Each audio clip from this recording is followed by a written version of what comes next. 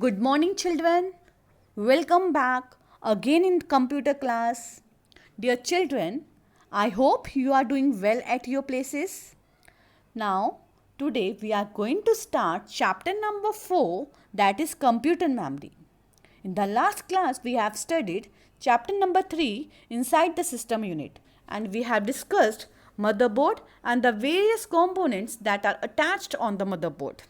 So today we are going to discuss the computer memory and the various types of memories that are present in the computer system.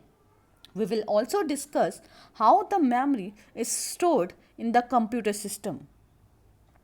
Now, children, before I begin the class, I want to ask few questions.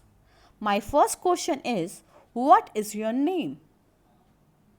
My second question, please tell me your mobile number. I'm sure you answer very quickly because you remember everything, as everything is remembered by you. Now, can you tell me where we have stored all these instructions? Yes, we have stored all these instructions in memory. So, what is memory? Memory is the ability of the brain to hold data and information. It is the process which is used to acquire, to store, to retrieve, and to utilize the information. So, memory helps in remembering the things by storing data. Children, even whatever you write in an exam is memorized by you. So, humans store the primary information permanently in its memory and store rest of the secondary information in the form of photographs or by maintaining notebooks, diaries, etc. So, children, similarly, likewise, computer also remembers things which is saved in it. Computer memory is like a human brain. It is used to store data as well as information temporarily or permanently. So, by definition, computer memory consists of electronic components that can store instructions that are to be executed by the processor. Computer memory stores data that is needed by those instructions, and it also stores result of the processed data. So, computer memory consists of one or more chips on the motherboard or some other circuit board in the computer.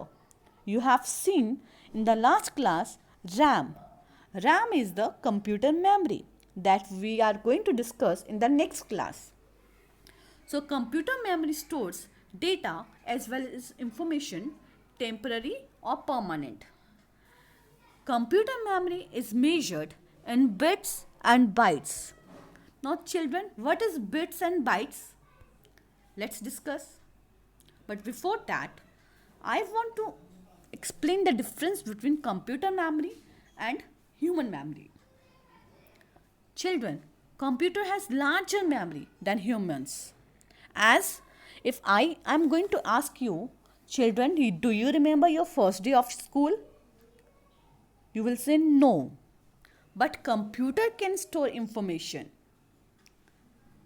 Computer never forget. We humans forget things, but computer never forget.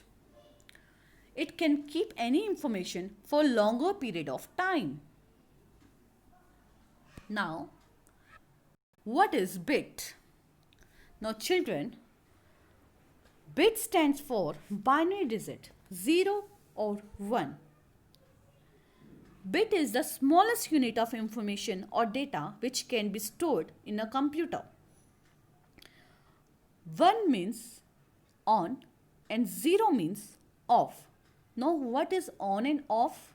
You can see in this picture, when this bulb is on, it means that bit has value 1. When this bulb is off, that it means that bit has value 0. So you will remember 0 means there is no value and 1 means there is value. Now next is byte. Children, a byte is the basic storage unit in a memory. Bit is the smallest unit, remember, and byte is the basic storage unit. And 1 byte is equal to 8 bits. Now children, whenever you type any character from the keyboard, you will say I have typed A. Then does it mean that computer understand A? No, because I have already told you that computer is a machine and it can understand only 0 and 1. And that 0 and 1 is in form of bits and bytes. So whenever you type any character from the keyboard, it is converted into bits. Now, when you type a character A from the keyboard, that character has a value 01, 00, 0001. So you can see in this picture, this is a byte because it is a collection of 8 bits. 1, 2, 3, 4, 5, 6, 7, 8. You can count these circles. These are 8 in number. And in this circles that are highlighted, it means that bits has value. That bits has value 1. And the circles that are not highlighted, that bits has value 0. So A has a value 01, 00, 0001. Where 1 is stored, that is highlighted, and where 0 is stored, that is not highlighted. I hope you are getting my point. So 1 byte is equal to 8 bits, and when a bit has a value, it is equal to 1, and when bit doesn't has any value, it is equal to 0. Now next is units of memory. 1 bit is equal to nibble. 1 nibble is equal to 4 bits. It means when 4 bits combine, they form a nibble. Now 1 nibble is equal to 4 bits. 1 byte is equal to 8 bits or 1 character. Dear students, a character can be a number or a letter or some special symbol. It is not necessary that when ma'am say character, it means A, B or C. Character can be anything. It can be a number, it can be a digit, it can be an alphabet, or it can be any special symbol. Now 1 kilobyte is equal to 1024 bytes. In mathematical form, we always say 1 kilogram is equal to 1000 gram. But in computer, 1 kilo doesn't mean 1000. It means 1024 bytes. 1 megabyte is equal to 1024 kilobyte. 1 gigabyte is equal to 1024 megabyte. 1 terabyte is equal to 1024 gigabyte. 1 petabyte is equal to 1024 terabyte. 1 exabyte is equal to 1024 petabyte. 1 zettabyte is equal to 1024 exabytes. So dear children, these are the various units of memory. You have heard from somewhere that I have 4 GB RAM. When I say I have 2 GB RAM in my mobile, it means 2 GB means 2 megabyte. And now maybe I will say I have 500 GB hard disk, 500 TB hard disk. 500 TB means terabyte.